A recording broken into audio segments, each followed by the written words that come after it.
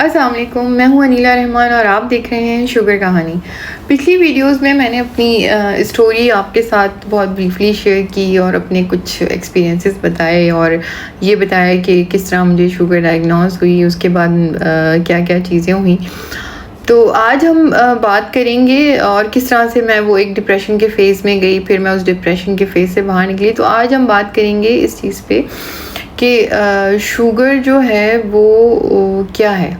Basically जो मैंने मतलब अपना मैं आपको ऑब्ज़र्वेशन बताऊं या थोड़ी बहुत जो मैंने रिसर्च की है, उससे मैंने ये जाना है कि बेसिकली शुगर को हम एक डिज़ीज़ की तरह काउंट करते हैं, उसे एक डिज़ीज़ कहते हैं, लेकिन मेरी नज़र में शुगर कोई डिज़ीज़ नहीं है।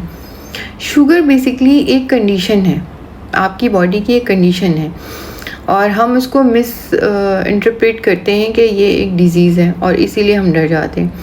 अब कंडीशंस क्या होती हैं? अब कंडीशन ये होती है कि जैसे आप ले लें कि कुछ लोग कलर ब्लाइंड होते हैं, ठीक है। अब वो अंधे तो नहीं होते और कोई ये बीमारी तो नहीं है, ये एक उनके अंदर कुछ कंडीशन हमारी बॉडी की डिफ़ॉल्ट होती हैं कि हम जब पैदा होते हैं तब से होती हैं। कुछ कंडीशन हमारे साथ वक्त के साथ साथ भी हो सकती हैं।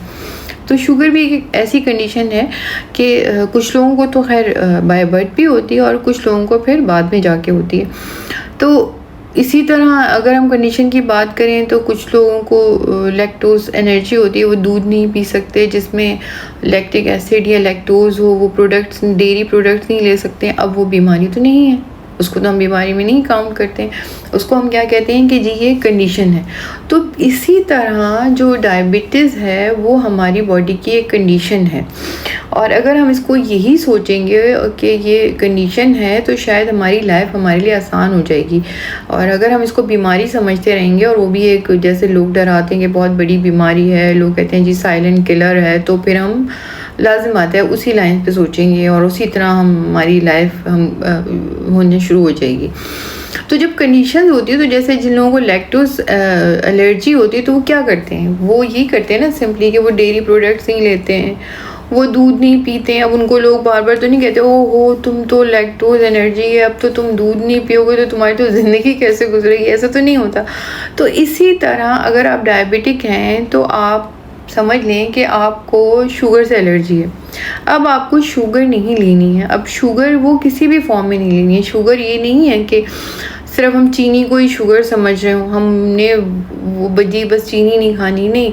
शुगर और बहुत सारी चीज़ों में होती है, जैसे कि अगर आप बेकरी की जितनी सारी प्रोडक्ट्स ले लें तो वो सब उसमें वो मैदे से बनी होती है और मैदे में शुगर होती है। इसी तरह कोल्ड ड्रिंक्स की बात कर लें, जो टिन जूसेस आते हैं पैक्ड हुए उनकी बात कर लें। इवन कि अगर जो लोग वाइट आटा इस्तेमाल करते हैं उसमें, इवन कि आम आटे में भी शुगर होती है, कार्बोहाइड्रेट्स होते हैं उसमें, तो वो भी सारी चीज़ें शुगर में आती हैं। तो जब अगर आपको जो है वो शुगर है, आपको डायग्नोज हो गया है, तो फिर आपने अपनी जो है वो खाने पीने पे सबसे ज़्यादा जो है ना वो ध्यान देना है कि जी हम जो चीज़ ले रहे हैं वो हम हेल्दी फूड लेना शुरू कर दें। अब हेल्दी फूड में ये ज़रूरी नहीं है कि ऑफ कोर्स कि हर किसी की जेब नहीं इजाज़त देती कि वो प्रोटीन चिकन ये वो खाए और वो जो है फ्रूट्स ले। वैसे फ्रूट्स इतने महंगे हो गए, तो उसमें यही है कि हर प्राइस रेंज में आपके पास चीज़ें मौजूद हैं कि अगर आप लेट सपोज आप जो है वो गंदम का आटा नहीं खा सकते तो आप उसका जो है ऑल्टरनेटिव ले लें, आप जौ का आटा ले लें, आप बाजरे का आटा ले लें, आप इस तरह का आटा यूज़ कर लें। तो वहाँ वो उसकी और उसकी प्राइस मोर और लेस जो है वो सेम ही होती है, आप वो ले सकते हैं। अंडे को अपनी डाइट में ज़रूर रखें और इसके अलावा अगर आप चिकन और ये मीट नहीं ले सकते हैं, अगर आपकी जेब इजाज़त नहीं दे रही है रोज़ की बेसिस पे लेने का, तो आप दालें ले सकते हैं। दालें भी जो हैं वो आपको प्रोटीन प्रोवाइड करती हैं। बीन्स ले सकते हैं। तो पहला तो बेसिक ये है कि अगर आपको शुगर हो गई है तो आप पहले तो आपने परेशान नहीं होना है, ये नहीं सोचना है कि मुझे कोई बहुत बड़ी बीमारी लग गई है। आपने ये सोचना है कि मेरी बॉडी की एक कंडीशन है और मैं शुगर से एलर्जिक हूँ। क्योंकि तो जैसे जो लैक्टोज एलर्जिक लोग होते हैं वो सिर्फ दूध नहीं, वो दूध से बनी हुई हर चीज़ से ही परहेज़ करते हैं। तो अब आपने सोचना है कि जिस जिस चीज़ में शुगर है मैंने वो इस्तेमाल नहीं करनी है। सिंपल सिंपली आपने ये सोच लेना है, आपने ये अपने दिमाग से निकाल देना है कि मुझे कोई बहुत बड़ी बीमारी हो गई है, अब तो इसकी ये मेरे साथ चीज़ें हो जाएंगी, कुछ नहीं होगा। लोग मैंने ऐसे भी देखे हैं अपनी लाइफ में जिनको 30 साल से 25 साल से शुगर है, ना उनकी आँखों को, ना वो अंधे हुए हैं, ना उनके हाथ पाँव कटे। तो एक तो बेसिक चीज़ ये है। सेकेंडली ये है कि अगर आप एक्सरसाइज नहीं कर सकते हैं, जिम नहीं जा सकते हैं, या घर में भी आप नहीं कर सकते हैं एक्सरसाइज, किसी भी वजह से लेज़ी हैं, टाइम नहीं मिल रहा है, तो आप वॉक ज़रूर करें। और चाहे आप जो है वो आधे घंटे की वॉक करें, लेकिन आपने अपनी लाइफ में वॉक ज़रूर जो है वो शामिल करनी है। अगर आपने वॉक शुरू कर दी और आप डेली सिर्फ आधा घंटा भी, और अगर आप 1 घंटे की वॉक कर लें तो इससे तो अच्छी चीज़ कोई है ही नहीं कि आप आधे घंटे सुबह में कर लें, आधा घंटा शाम में कर लें। और वॉक के लिए ये हमने कॉन्सेप्ट बनाया हुआ है कि जी बड़े पार्क हों, वहीं पे वॉक होगी, बाहर जाएंगे तो वहीं पे जो है वॉक होगी। और इसी वजह से हम नहीं कर पाते हैं, क्योंकि लाजिम है जब आप घर में तो आप जिस तरह भी बैठे हैं, जो भी आप वॉक कर लेंगे, तो आप घर से बाहर निकलेंगे तो ऑफ कोर्स आपको कपड़े पहनने पड़ेंगे, साफ़ सुथरे तैयार होना पड़ेगा, फिर आप वॉक करेंगे। या पार्क आपके घर के करीब नहीं है, या आपके गली मोहल्ला ऐसा नहीं है कि जहां आप फ्रीली वॉक कर सकते हो, या आपके घर का माहौल में भी ऐसा ना हो कि आप बाहर जाके अकेले वॉक कर सकते हो, कोई आपके साथ वॉक करने वाला नहीं हो, तो आप घर में वॉक कर लें। आपकी अगर छत है, आप छत पे वॉक कर लें। आजकल मैं जो हूँ, क्योंकि पहले जिस मैं एरिया में रहती थी वहाँ बड़े गार्डन्स वगैरह सब थे, तो वो एक गेटेड सोसाइटी थी, तो मैं वहाँ पे आराम से पार्क में और वॉक करती थी सुबह। लेकिन अब जहाँ मैं रह रही हूँ तो यहाँ पे थोड़ा इस तरह का सिस्टम नहीं है। और गली में अगर वॉक करें तो यहाँ पे जो स्ट्रीट डॉग्स हैं वो बहुत ज़्यादा होते हैं सुबह सुबह, तो वो डर भी लगता है इंसान को। तो मैं अपनी छत पे वॉक करती हूँ और सुबह उठ के, और वो बड़ा अच्छा लगता है। वैसे ही वो जब आप छत पे चले आते हैं 2 मंजिल ऊपर, तो आपको वैसे ही साफ़ ऑक्सीजन वाली हवा मिलती है। तो आपने, और अगर आप छत भी नहीं है आपकी, कोई वजह है या छत पे भी नहीं जा सकते हैं, तो आप अपने रूम में वॉक कर लें।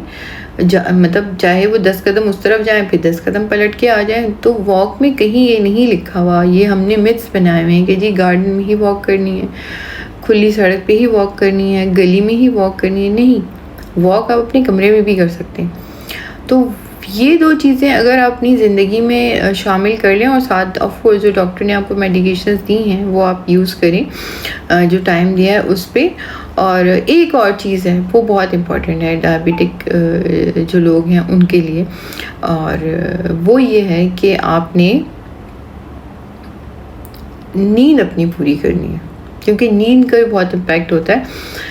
एटलीस्ट आप 7 घंटे 8 घंटे नहीं सो सकते तो 6 घंटे से तो कम आपने किसी भी दौर नहीं सोना है। 6 से 8 घंटे की नींद आपकी मस्ट होनी चाहिए। यही तीनों चीज़ें जब मैंने आपको बताया कि मेरी जब पहले HbA1C मेरा 12.6 आया था, तो मैंने कोई बहुत ड्रास्टिक चेंजेस नहीं की थी अपनी लाइफ में कि मैंने कोई स्ट्रेंथ की ट्रेनिंग शुरू कर दी। कर सकते हैं तो बहुत अच्छी बात है, ऐसी कोई अच्छी चीज़ नहीं है, लेकिन मैं आपको अपना बता रही हूँ कि कर दी हो या कोई बहुत ही वो कर दी हो, नहीं। मैं सिंपली यही करती थी कि ऐसे फूड अवॉइड करती थी कि जिनमें शुगर हो। मैंने बाजरे के आटे की रोटी खाना शुरू कर दी थी, क्योंकि देखिए हम लोग जो हैं वो पाकिस्तानी हैं, मतलब एशिया में पाकिस्तान इंडिया में जो है वो जब तक पराठा रोटी ये चीज़ें ना खाओ तो लगता है पेट भरा नहीं है। तो मैंने बाजरा जौ इसका आटा मिला के और थोड़ा सा उसमें चक्की का आटा डाल के, वो बड़े मज़े की लगती है वैसे ना, तो वो खाना शुरू कर दी। इसके साथ साथ मैंने जो है वो वॉक अपनी शुरू कर दी थी। तो मेरा मतलब 6 मंथ में, और वो मेरी शुगर जो है वो 12.6 से 6.6 पे आ गई।